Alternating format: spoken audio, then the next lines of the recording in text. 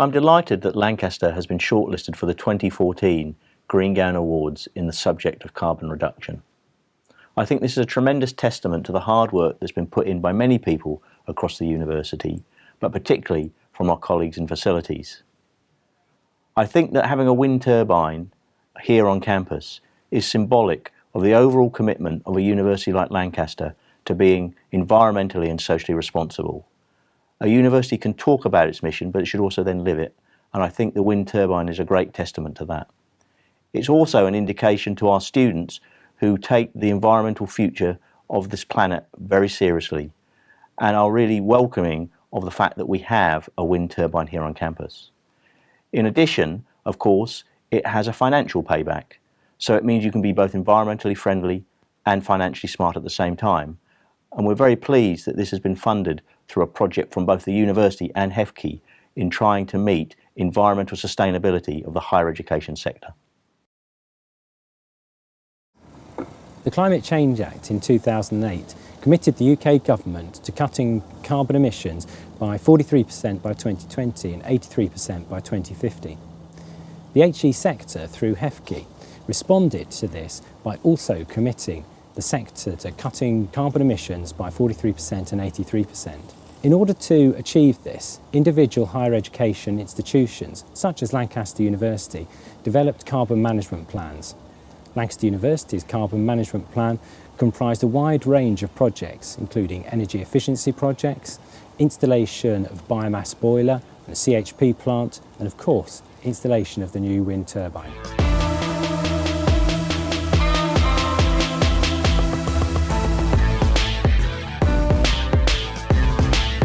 When the university was putting its master plan together in 2007, it also started to think about how it was going to deliver the utilities to the campus to support the development of the master plan. So it started thinking about how it was going to provide electricity, heating and water around the campus. And at that we took the opportunity to step back and think about how we could do it more sustainably. So part of our review that we undertook was to look at things like energy generation or renewables and about how we could bring that onto campus. And from the options analysis we undertook, the wind turbine came out as a very strong contender. To get tenders of wind turbine suppliers, you need to have four things. You need to have planning permission, you need to be able to demonstrate that you've got funding, you need to have a letter that says you've got grid connection, and you need to have 12 months wind speed data at up height. So all these things, they don't sound too difficult, but believe me, they're very time consuming. Unfortunately, we had our planning application rejected for 2 turbines, and we had to reconsider the project, and we took it forward requesting a single turbine. When we were successful in being awarded planning permission for the single turbine, that reduced the budget requirements down to about 3.8 million. So that's the total investment that was made available. On the planning side, there are a number of challenges and hurdles that you'll have to get over. These might include biodiversity plan, and you'll have to consider impacts on things like bats, geese, newts, making sure all these animals are well looked after. You'll need an archaeology study. You'll need to get an archaeologist down there, and he might be digging around for 6 to 9 months, seeing if there's any Roman ruins. You'll need to do a noise assessment to see whether you're going to have any impact on proximity of any residences, making sure that your turbine's not more than 5 dB above the background noise. You'll have to do a shadow flicker study. What's a shadow flicker study? Well, that's when the sun is behind the turbine and you get this shadow cast on properties. And that's usually 8 rotor lengths between the turbine and the houses. That's where that comes into play. You can't build within certain distances of motorways and roads. Generally, it's tip height plus 50 metres, so you need to be away from the roads. And all these will add up. Oh, and then I forgot to say, there's Natural England. You're going to have to go and see Natural England. And the big issue they'll have is that you'll be able to see it. And it's a pretty difficult one to get over that. And so there are many, many hurdles and many, many challenges in getting to the point where you can sit in front of the planners and ask for planning permission. Once the planning application and environmental impact assessment were finalised, public exhibitions and consultations were held in early 2010 on the project in Lancaster and nearby villages of Cormer and Goulgate, and at the university.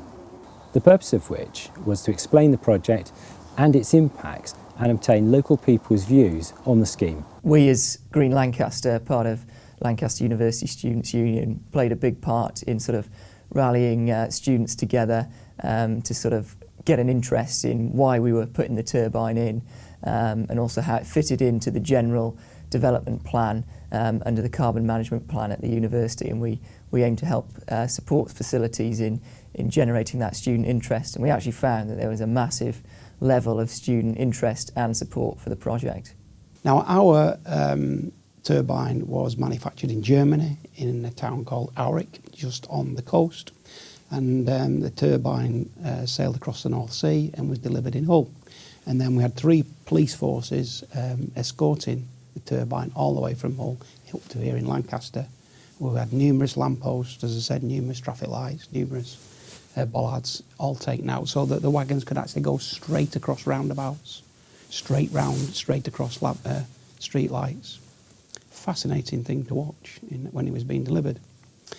As it gets to site, we had to construct a new access road, a 1.5 kilometre access road uphill, and then you need a lay-down area to put all these components down, and for a very large crane to come along and lift the pieces into place. Now, as far as the cranes are concerned, there's probably less than half a dozen in the whole of the UK, and they're like hen's teeth to buck. So making sure that your crane matches with your delivery of your turbine is a feat in itself. So once all the components make it to site, the construction actually is relatively easy and relatively quick. To my amazement, the thing can go up in about 2 weeks. The German engineers are precisions and masters at this. And indeed, ours was constructed within 2 weeks, and probably a month later, the machine was spinning and generating. The wind turbine has been operating for nearly 2 years. During the 2013-14 year, it has generated over 5,000 megawatt hours of electricity, 40% higher than budgeted. It's producing around 15% of the university's annual electricity consumption, and combined with the CHP, means that the university is generating up to 40% of its own electricity annually. Interest and support for the project has encouraged and improved communications between facilities, teaching, research and student communities. The wind turbines really sparked a lot of imagination within the student community in terms of interest in obviously wind turbines and also other renewable energy sources, and we've seen that through a number of avenues that we work with students, both sort of on our volunteer programs in terms of people asking us questions and queries about where the university's going with renewable energy, but also through a number of our linkages with academic departments where we actually have students running research projects. A community benefit fund has been established to share the benefits of the wind turbine with the local community. The fund awards £20,000 annually, with the first round of funding being awarded in August 2014 to 7 local environmental and community projects. I love the wind turbine. I think it really shows that Lancaster University is committed to becoming a sustainable campus, and it mentions in their strategic plan that they want to become an exemplar in environmental thinking and commitment, and I think it really shows that they are enacting what they've said in their plan, which is always nice to see. The wind turbine, in conjunction with other projects in the CMP, has enabled Lancaster University to reduce its Scope 1-2 carbon emissions by 28% between 2005-06 and 2013-14. Emissions for the last year have been reduced to 17,800 tonnes of CO2. Lancaster University is well on the way to meeting its carbon reduction target of 43% by 2020. One of the great opportunities about projects like this is to share the learning and the knowledge that we've generated across the sector so that other people may take advantage and be able to carry out their own installations in support of a more sustainable energy future for the higher education sector. But wouldn't it be great that we're not just celebrating the extraordinary achievements? Wouldn't it be great that we're actually celebrating the fact that these technologies should be considered on every project, at every opportunity, and implemented where they can be?